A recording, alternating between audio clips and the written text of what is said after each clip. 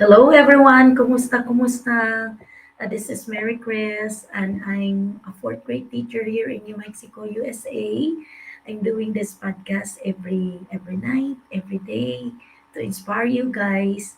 At bago pa lang ako mag-start, gusto ko lang i-shout out ang aking ka-Digimumpreneurs na nagbabakasyon ngayon, luxury vacation in Mexico.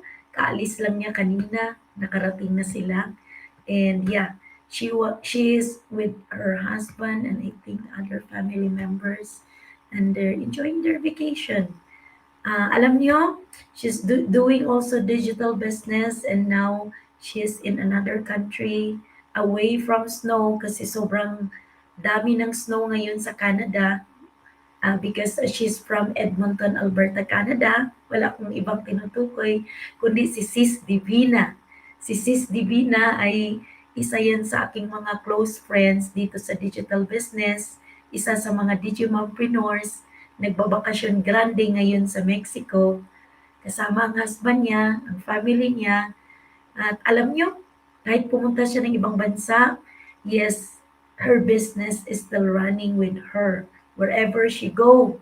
Kasi nga, as long as you have your phone, your Wi-Fi, or sometimes your laptop, ako nga most of the time, yung phone ko lang ang ginagamit ko eh. So yeah, it goes with you wherever you go and yeah, you are enjoying your vacation and your business is still running at the background. So yan ang pinakamaganda dito sa ating digital business kasi nga it's running on automation. So hello everyone. Welcome back to our podcast.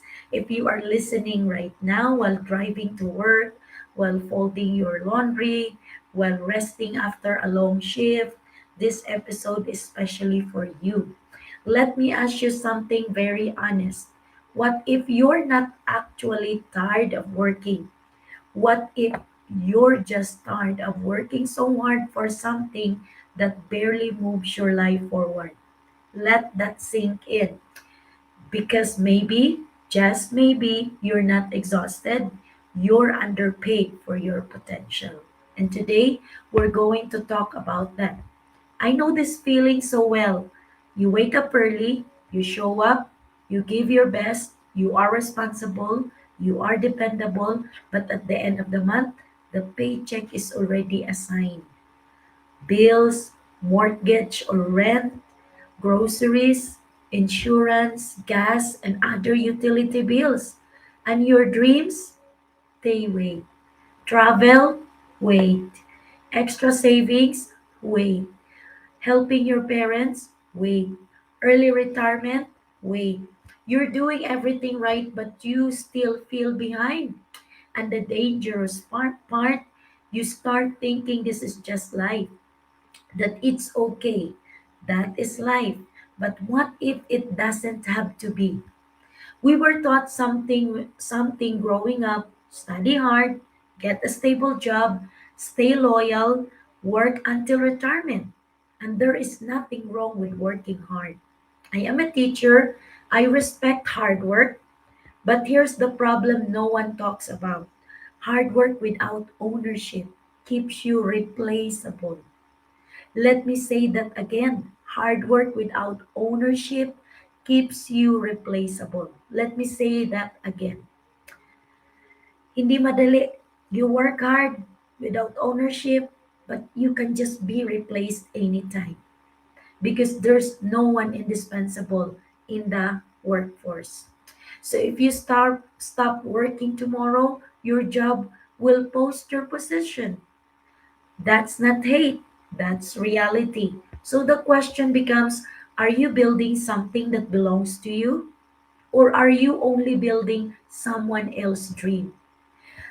You know, there was a moment in my life when I realized something had to change.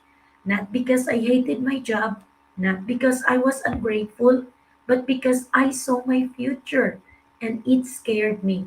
The same schedule, the same income, the same limits, 5 years, 10 years, 15 years, nothing changing.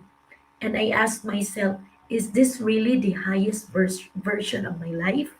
And that question changed everything because sometimes growth doesn't start with opportunity, it starts with discomfort. Let's be honest.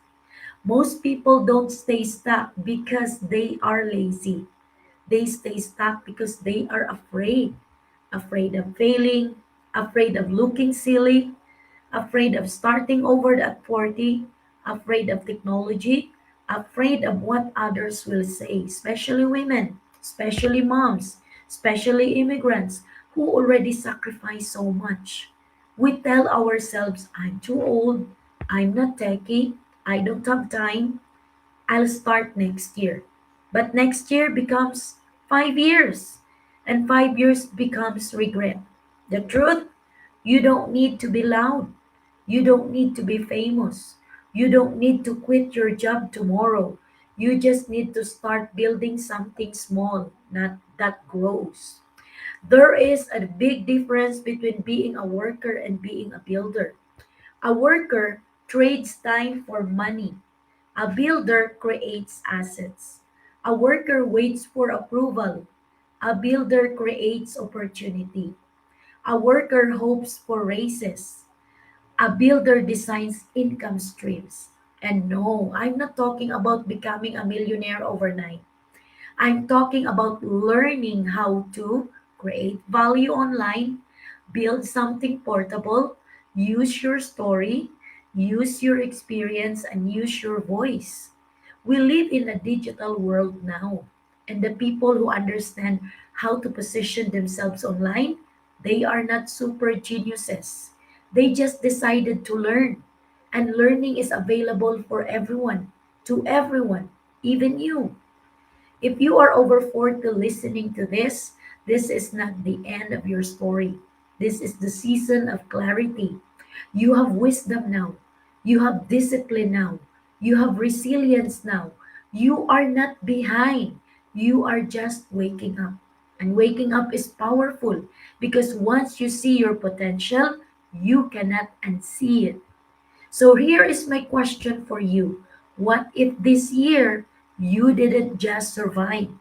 What if you built something? What if you created an income stream that doesn't depend on overtime? What if you learn skills that no company can take from you? What if one decision this year changed your next 5 years? I'm not here to pressure you. I'm here to stretch your thinking because sometimes the life you want is on the other side of one brave step.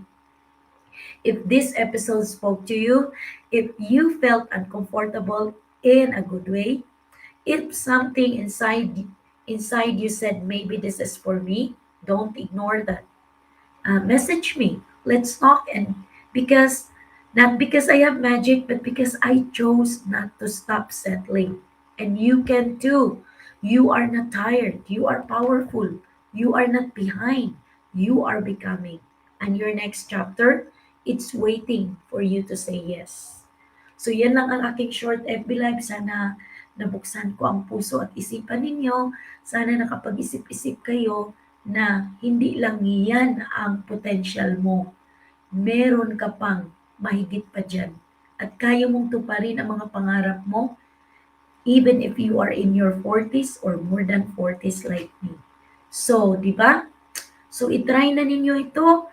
At ang unang step is to watch our life-changing webinar. Pagkatapos yung mapanood niyan, I will show you the next step. And yeah, we will talk and yeah, I can answer some of your questions. Thank you so much and see you again guys tomorrow in my next FB Live. Bye! Sana nakapagbigay ako ng value o halaga sa inyo. See you again tomorrow. Another inspiring episode. Bukas nga pala meron kaming i-interviewin si Sis Tina na taga New Zealand. So, tingnan nyo kung paano kayo ma-inspire sa kwento niya. Kasi she is really into this business because of her greatest why. Alamin natin at manood kayo bukas. Bukas ng gabi, 7 p.m. MST. Ipa-plug ko na yan para mapanood ninyo at ma-inspire din kayo.